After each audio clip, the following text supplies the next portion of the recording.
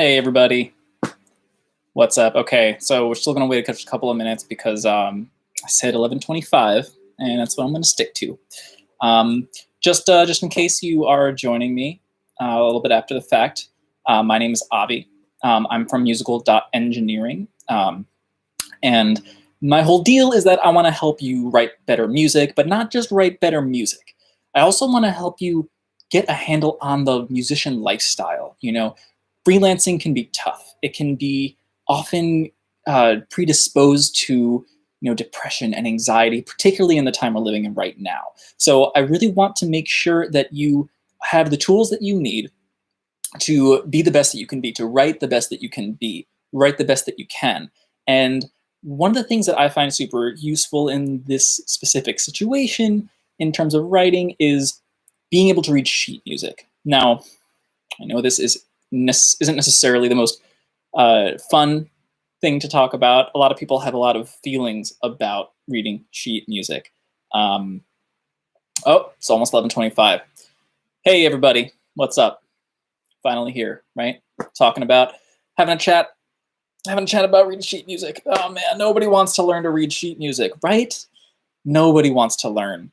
I have such a hard time convincing my clients to learn how to read sheet music, particularly for the guitar. It is just rough.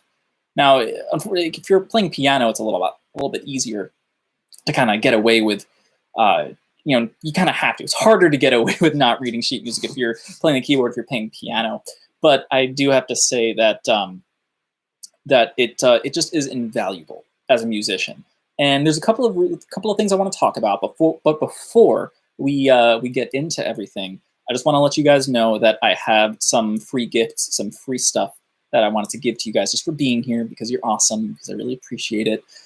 So if you just head on down to the description, you can go right down to musical.engineering, and you can get my free guide, 7 ways to write a more effective melody. That gives you 7 totally awesome techniques that I use, that I've been taught by my composition, my writing professor, my mentors. So many of the people that I talk to and my colleagues, they use these techniques all the time. So I thought it would be really awesome to share these techniques with you. Just head on over to musical.engineering. It's right there on the homepage. You can't miss it.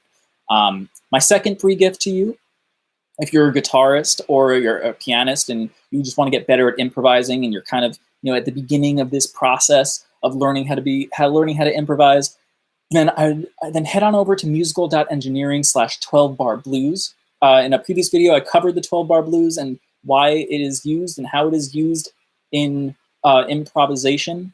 It's really fantastic, and it's a good 6 minutes of guitar and drums playing the 12-bar blues that you can just rock your heart over. It's super fun. If you're playing piano, if you play any other instrument, saxophone, guitar, bass, you just rock on over it. It is super fun. So yeah. Oh hey, some more people are coming in. That's fantastic.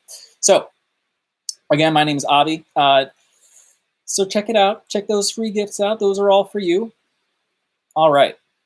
Now remember, if there's any questions that you have, feel free. I'm gonna talk about a couple of things. We're gonna talk about sheet music. We're gonna talk about music notation, why it's a good idea to learn to read music notation, learn to read sheet music, no matter what instrument you play, particularly if you're a guitarist, particularly if you're writing music.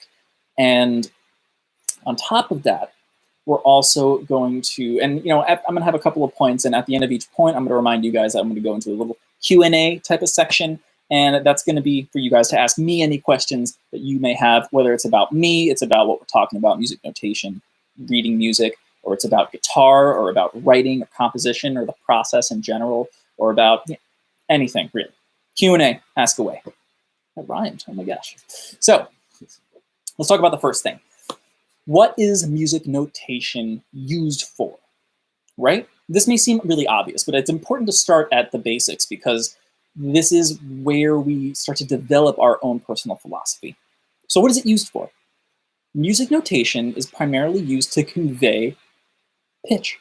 It's used to convey sound moving through time, right? That's all music really is. It's sound moving through time.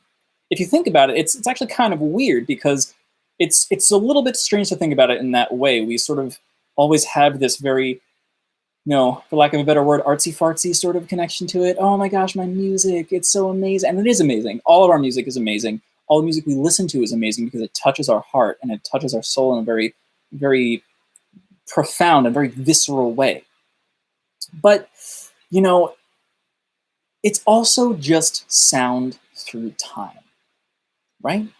So music notation has gone over a couple of different, it's had an evolution over the years. There used to be different forms of notation that, until maybe the 1300s is maybe a little bit after that is when music notation really came into the form that it is today, that we recognize it in today. And this is important because it's not because part of the sound through time part, we have the sound, the pitch, right? We need to know what sound that we're going to do. Are we going to do an A or an A flat or whatever? We need to know what pitch we're going to say. We also need to know that we're going to sing or play, but we also need to know for how long we play that pitch for,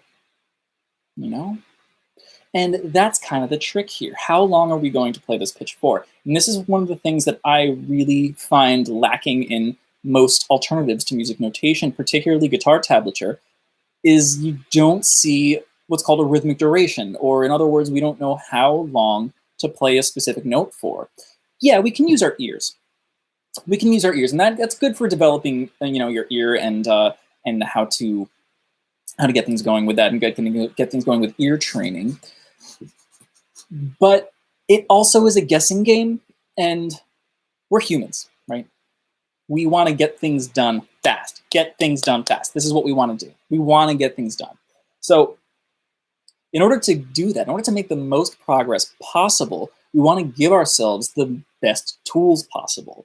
And the fact of the matter is, music notation has a lot to offer over guitar tablature or bass tablature or any other type of music writing, presentation software. Even, I'm sorry if you're ever trying to read a MIDI piano roll. That sounds awful. I really hope to God that no one's doing that. No one's using a MIDI piano roll as a way to read music. That would be poor souls in that regard. But yeah, I feel a bit strongly about this. I feel strongly about music notation because it is important. It is the single best way to represent music and how to play music to a huge specification, to a very accurate way. So let's talk about that. Okay, so we have rhythms, right? Rhythmic duration. That's one of the big ways that we're going to do this here. What else? What else does music notation have over tablature? Why else should we learn how to read it? Why? Well, another thing, articulations. And, this one is a little bit tough because a lot of people can make the argument, well, hey, there's articulations in tablature, there's articulations in, you have articulation IDs in, in Logic and in the piano roll there. So yeah, there are ways to denote articulations in stuff other than music notation, but they're not clear. Let's take a list. They're not clear, first of all. They're not standardized, right? That's another big one. When things are standardized, we need to know exactly what we're doing. And you need to know not just what you're doing, but what that symbol means, right? That can mean different things to different people. Different people who are making these tabs will have different ideas of what certain symbols mean, even if they have a key, even if they have a ledger. If you're used to reading a tab that means, say, a bend is used with an arrow, or better yet, a vibrato is like a squiggly line going over, and one person just leaves a squiggly line, like one squiggly line, how long do you know to hold that vibrato or hold that note for? It's not standardized, but in music notation it is, because it's been standardized, it's been agreed upon. And truly, this isn't about pretension. This isn't about, it's better because it's right. It's not right. That's not what this is about. It's about it being a better tool. And as musicians, as instrumentalists, as composers, we owe it to ourselves to use the best tools possible, right? Bends are easier to read in music notation. Bend releases are easier to read in music notation. Ties are easier to read in music notation. All of these articulations are just standardized. We know what they look like. And if you have a question about it, other people know what they look like and other people can tell you. Okay, I'm gonna take a little break here. I just want to, what do you think about music notation? Have you ever had any resistance towards it? Have you ever felt like you've been told like, hey, you really should read it, and you just were like, I don't want to. This seems boring. This seems, it doesn't seem useful at all. Let me know. Let me know. Please ask away. I'm gonna, in about another minute, I'm gonna talk for another minute, and then I wanna take a little bit of a break for some Q&A. So yes, it's just easier. It's a better tool. We can convey pitch and what pitch. Not only that, for instruments, stringed instruments particularly, you can convey what placement or what position on the instrument you're going to use, right? So you're playing a passage on guitar, and it says on the high E string, you're doing 12, 14, 15, 17, right? But then you're going 12, 15, 14, 17 back to 10. How are you going to do that? Is it telling you to do a slide back to 10? What does that slide articulation look like? It might look the same. Some of the articulations look the same for music notation, and that's totally cool. That's great. The more you import some of those tools that music notation has over tablature, the more you make tablature look like music notation. Better yet, some of the best stuff that I've seen has tablature right under the music notation. So you kind of have the best of both worlds there. If you are better at reading notation than you are at reading music, read the tablature for sure, but then take a look at what those rhythmic durations are. Are they triplets? Are they 16th notes? Where on the beat are they hitting? On a lot of tabs, there's no measure lines. Don't get me wrong. There are a lot of resources coming out that are so much better than they used to be. I grew up in the age of Ultimate Guitar, where all the tabs online were just stuff that people threw up there. They did it by ear, and they just wrote the tabs out painstakingly in like a text editor or something. And that's rough. That's rough. I applaud anybody who took the time and used their labor, their time to put that up and help everybody who wanted to learn those songs. That's amazing. But it also doesn't quite, it doesn't quite make the cut when comparatively, right? That's kind of the big thing here. We want to use the best tools possible. All right, I'm going to open up to any questions you might have. Why don't you like music notation? What is the resistance for you? Do you already know how to read music notation? Do you want to get better at it? Are you concerned that there just isn't enough material out there for the music that you love to play?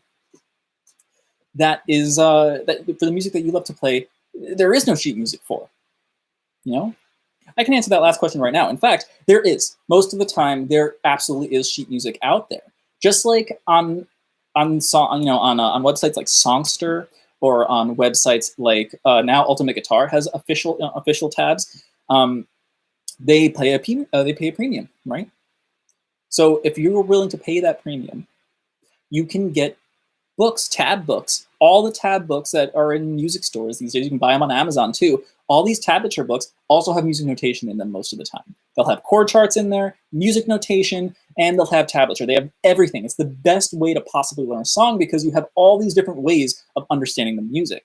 And you can kind of use all of your skills and say, you know what, I know how to read tab. I'm going to look at the music and try and figure it out from there. Tell me, I want to see what the music notation is telling me what to do. And how is that different from what the tab is trying to tell me to do, or what I'm interpreting the tab to tell me what to do? That's the big thing. There's less interpretation that's needed for music notation. Less interpretation for notation.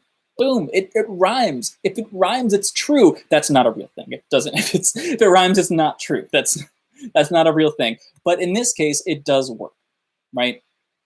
Because music notation is simply the best tool out there.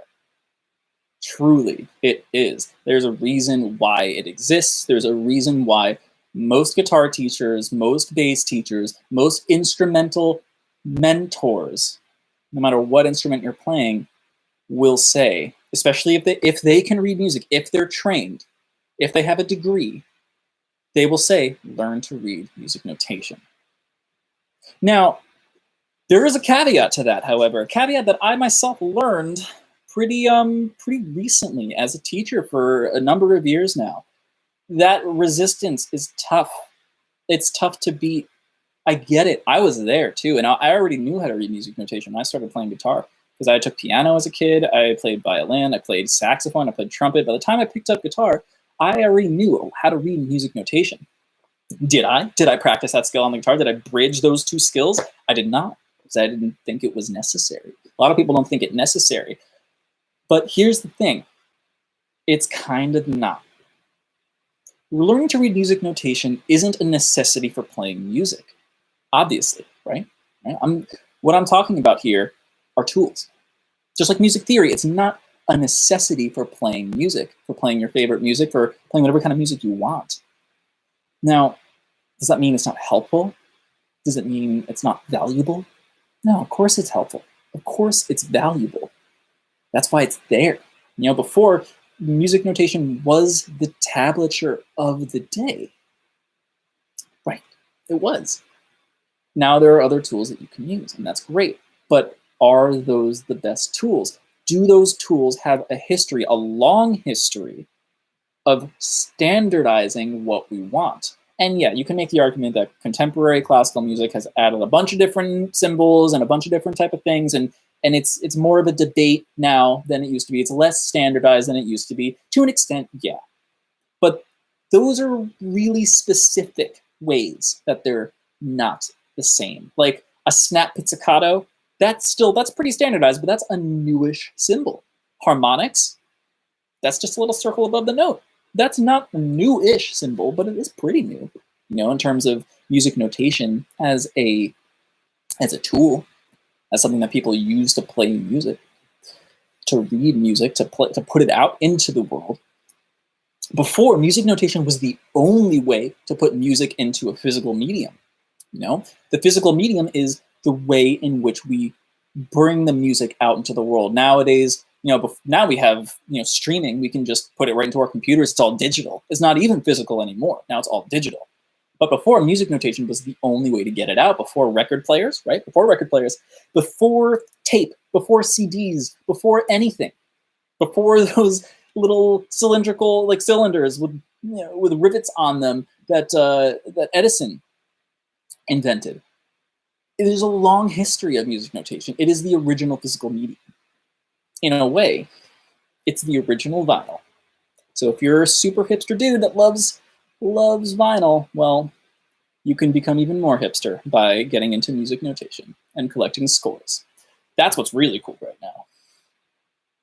No, it'll never be. It'll never be cool. Ugh. All right, I'm gonna take a break right here. I just want to remind you guys, my name is Avi. I'm from musical.engineering. I run this website is about getting people to write better music. Not that they're writing bad music.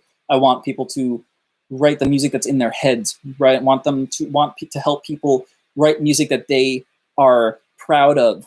I want to reduce the struggle of writing music. I want to reduce the anxiety, the depression. I want to help and give you tools that I have painstakingly learned over the course of my career to create a routine, to learn tools how to combat anxiety, to find ways to just write, to get over writer's block, to allow myself, this is the big one, allow yourself to write bad music.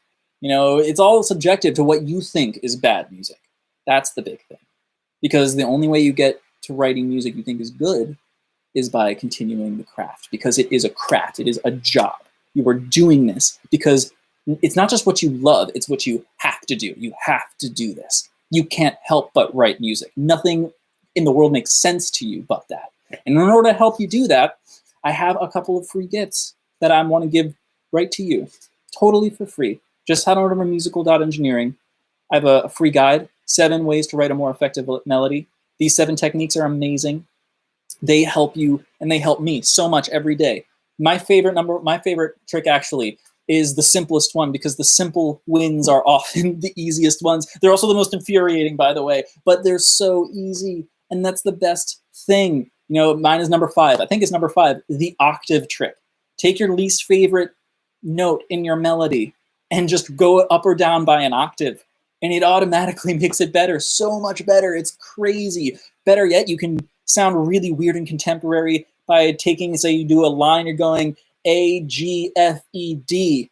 You start on the A, the high A, you take the G down the octave, you go back up to the F where it was, then you take the E up an octave from where it was, and then you go back down, you know, to the D. It makes you like, it's crazy, but it's just going, it's a descending line that you just moved a couple of octaves around, and now it sounds super weird and super crazy and super fun and super interesting and engaging, and engages the listener's ear. My other free gift for you that I have is a backing track for those improvisers out there that are trying to get better at their craft. Whether you're already adept or whether you're just starting out, this is a 6-minute track that goes through the 12-bar blues that you can just rock your heart out over. Just rock over it. It's so great. Believe it or not, 5-6 minutes of improvisation is not the easiest thing to do. It really helps you understand what melodies are coming out through your head. It really helps you kind of collect those ideas as they're coming out, as you're playing them, how to vary them, what run should I do next, those types of things. Okay, so please head on down to musical.engineering. I have 2 links right down there in the description. One, musical.engineering to go get that free guide, that 7 ways to write a more effective melody. Then musical.engineering/12-bar blues to go get that backing track. Though they are so helpful. They've helped me. I use these for myself.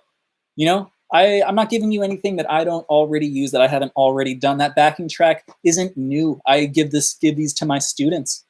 I give these to my students when they're ready to start with pentatonics, to start with improvisation. I give them to my advanced students who are just looking for more ways to play.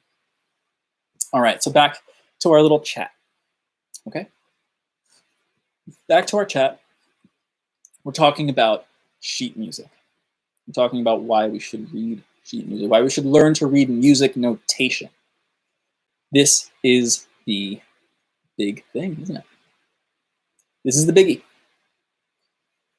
We talked about what it is, what music is, sound through time.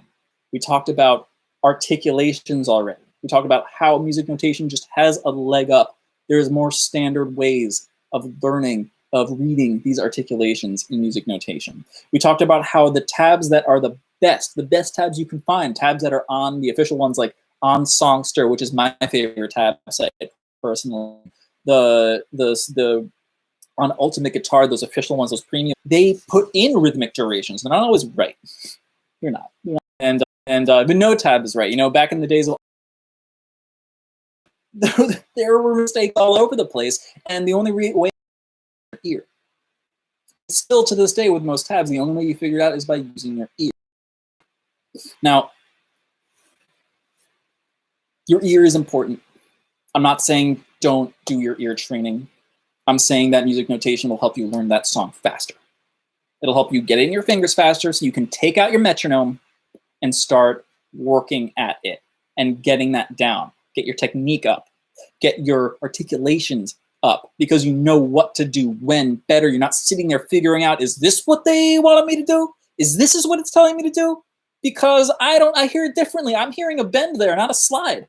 More often than not, the music notation is more correct with the recording that you're actually hearing too. Huh.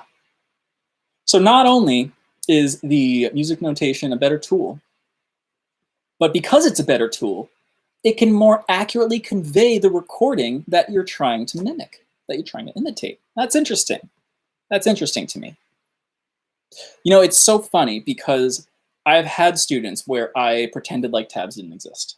You know, and these are children, mostly children. Those are the students that you can usually convince to learn music notation first. You just pretend like tabs don't exist. I've done this.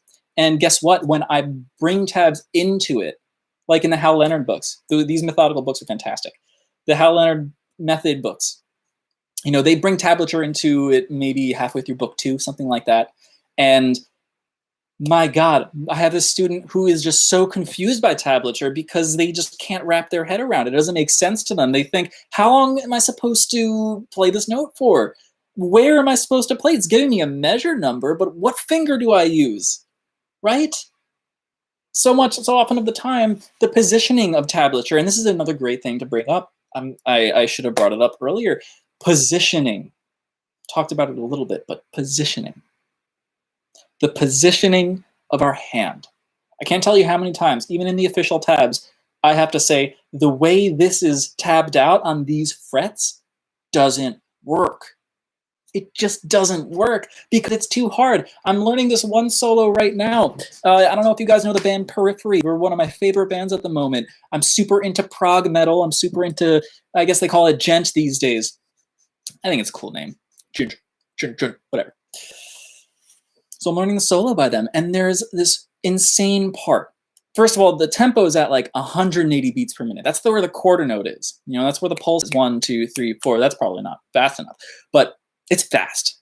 And you have to play 16th notes at that speed. That's fast. The guitarists in Periphery are some of the best guitarists in the world right now. This is really fast stuff. And it's telling me to do, and maybe this is the way they play it. Maybe this is the way they play it. And if it is, then, you know, more power to them, because that's really difficult that they're doing. They must have they practiced a ton in order to get that. But as a human being that did not write this music, that is not coming from that amazing amount of skill that they have put into it, because I'm not where they are, clearly, I want to learn it as quickly as possible, which means I want the positioning to be as easy as possible. There's a term out there called economy of motion. That's really just a fancy term for saying move as little as possible. Now, if you're playing a really, really fast passage, no matter what instrument you're playing, you're going to want to move as little as possible so that you can focus on playing the right rhythms, playing the right notes, and playing them in time. So this guitar solo that I was learning, that I am learning at the moment, they were telling me to go from the 17th fret chromatically, 17, 16, 15, 14, and go down on the B string to 15, 13, and then go all the way up. And this is in the middle of the bar. This isn't even like, this is on, this is one E, and the is going up, back onto the high E string, up to the 20th fret, down to the 17th fret, going from 15, 13 on the B string to 17 to 20, 17 on the high E string, playing 16th notes at 180 beats per minute in the middle of the beat too. During the 1E is on the 15 and 13. The is the 20 and 17. Now that's possible, clearly. If that's the way they're doing it, then it's possible. Anything's possible. But is it practical? No. No, it's not. And if you're playing guitar and you have any guitar, really, you don't need to go up to the 20, you don't need a 24 fret guitar to play this. You just do the exact same notes on the B string. But guess what? You're changing the frets that you're playing, aren't you? You know? What are you doing there? You're doing, what is that? 22, 21, 20, something like that. Like, you're changing it. On these frets, you have to change it. On this passage, you have to change it in order to play it more practically. And that's the problem. You know, in a way, music notation can be difficult. They might not tell you exactly where to play it either. And you might have to find a better way to play it too. But they at least give you the option. They at least are not always are they saying, play these exact frets. They're saying, here's the position that you might want to be in. Position and the exact frets are similar. They're not the same. Similar, but not the same. Right? Also, another thing you might think about. So there's a thing called ledger lines in music. We're talking about playing high passages on an instrument. There's these things called ledger lines, right? We have the staff right there, right? 5-line staff. Then you go below the staff, you have more lines that you're reading music on. Go above the staff, you have more lines that you're reading music on. Now, they look scary. Yes, they look scary for sure. Oh boy, do they look scary. I hate ledger lines. Anytime I see a note past 1 or 2 ledger lines, I'm just, But guess what? There's this really, really cool thing that in music notation where it's called an octave up and an octave down. It's 8DA, 8VB. There's a 15 one where it's 2 octaves up, 2 octaves down, and just gives you the note that you need to play on the staff, or within 1 to 3 letter lines. It makes it easier for you to play. Guess what? Because it's a better tool.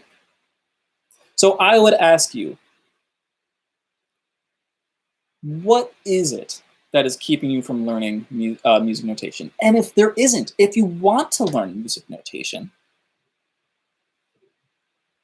what can I do to help you through that process? I have a lot of ideas in the mix. I have a lot of things that I'm working on that I'm formulating to help people with this, because this is something that really means a lot to me, because it is such an important tool, and it saves time.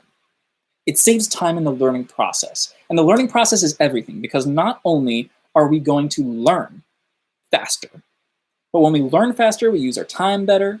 When we use our time better, we're able to progress faster. Learning faster equals progressing faster. We're able to put things into effect, put them into play easier. That's really what this is about, you know? We're going to start winding down a little bit in a couple of minutes.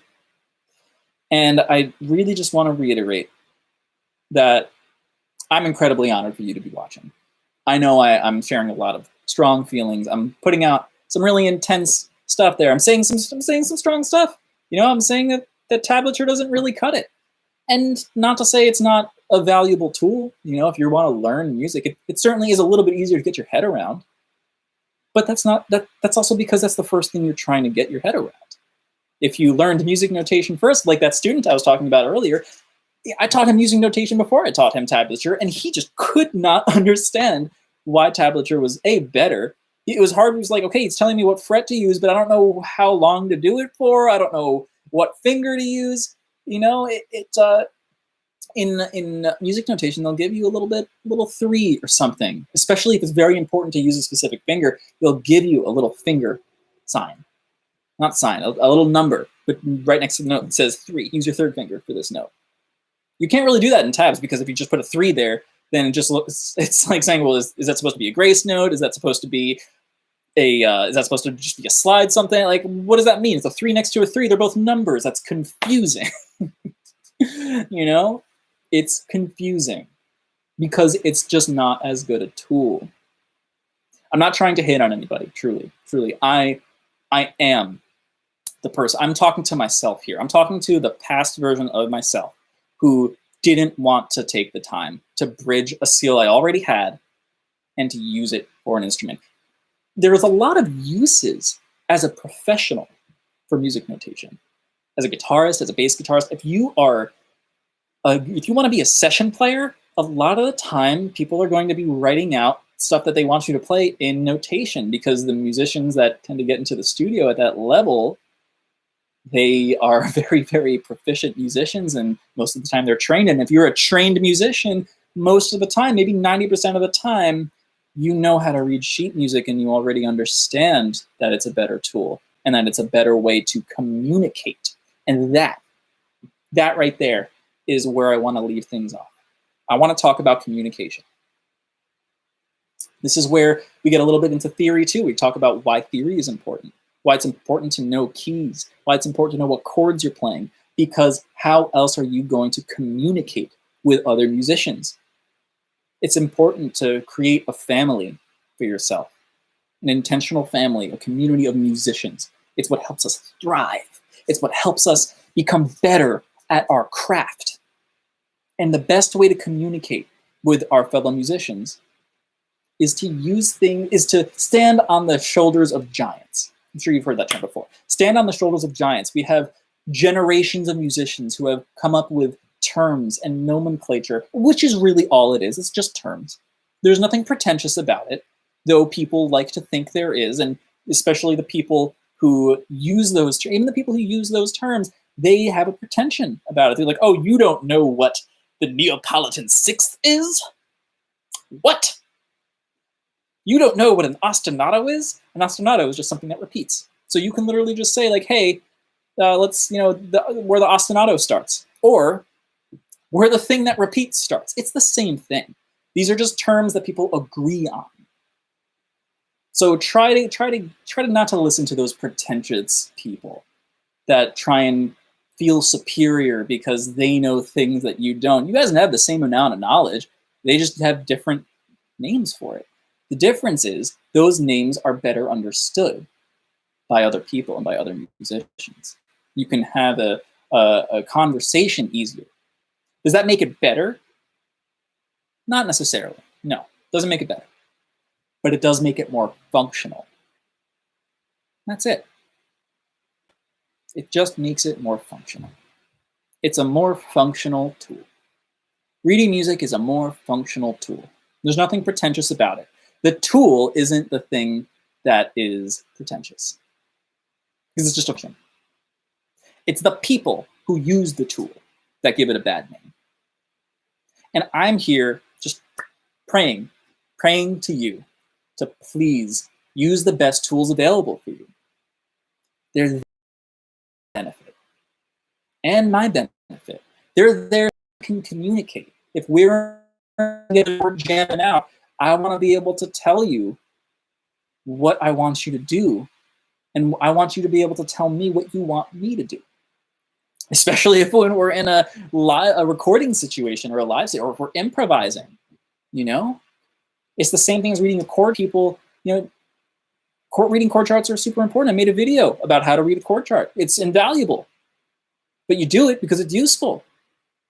No one's out there giving chord charts a bad name, are they? No, they're not. So why do we listen to the people? And again, there are plenty of, let's say not nice people, plenty of assholes out there who read chord charts. Oh, do you know this chord? You know how to read this chord chart? Do we blame the chord chart for the person's attitude? No. So why should we blame the music notation, the tool, for the pretentious people who just try to act superior? Because that's all it is. It's a tool. It's a hammer. That's it. Okay. Well, that's my spiel, you guys. I'm done. Please tell me. Throw me a comment. Throw me a question. Are you resistant towards learning to read music notation, sheet music? Do you think it's dumb? Do you think it's stupid? Do you think I'm dumb, that I'm just, that I'm an idiot for getting up here and going live and trying to get people to read music? Do you think it's completely useless? Tell me, please, leave me in the comments. I want you to just come at me, seriously. Tell me, prove me wrong. Let me know. I want to know. I want to have a conversation with you. That's what this is about. This is why I'm here, to converse, to have a dialogue. And for that, for anybody who decides to have that dialogue with me, I'm eternally grateful. I'm truly honored, because communication is what's most important, no matter what. Learning to communicate is also important. Well, please come at me, and maybe you agree with me. Maybe you do think music notation has value. Maybe you just don't know where to start. In which case, head on down to musical.engineering. Shoot me a line. Avi@musical.engineering. That's me. AVI@musical.engineering. That's me. Send me an email. I'm going to type it right now. I'm typing it in the chat. Avi@musical.engineering. Send me an email. Talk to me. Let me know what you want. Let me know how I can help you. I guarantee that you'll probably let me know how you can help me too. Because this is not one way. This is two ways. This is you and me. I can't be here without you. You can't be here. Well, I guess you can be here on YouTube without me. But I can't be here without you. You're what matters. It's your thoughts. It's your journey as a musician that counts. And I want to be part of that, if you'll let me. So, until next time, this is Avi from musical.engineering. And remember, I've got free guides, free gifts for you guys. My 7 ways to elevate any melody, that's a really great one. I really love that one. I use all of those techniques every single time. I think I mentioned it earlier, the octave trick, super easy. I think that's number 5. Use it. Just take your least favorite note in a melody, throw it up an octave, throw it down an octave. I actually have, I give you a little a little snippet of where to go, whether or not you should go up or down. I tell you exactly which one to do based on the melody itself. So that's right in there. Just head to musical.engineering. That's it. And if you want to be a better improviser, head on to musical.engineering/12barblues. I got a backing track for you. 6 minutes, guitar and drums. You can rock your heart out. Whether or not you play guitar, you can play bass, you can play saxophone, you can play trumpet. It doesn't matter. Any instrument. Improvising is so important to growing as a musician, to letting your music muscle fly, to let it live. All right. Thank you guys so much for being here. Whether you're here live, whether you're here after the fact, it really means a lot to me. Drop me a line, leave me a comment, tell me what you think. Am I crazy? Or are there just not enough tools out there to help you learn about some great tools? In which case, let me know. I'm happy to create some tools if I can. That's my job. That's why I'm here. All right. Until next time, this is Avi from musical.engineering. Have a great one.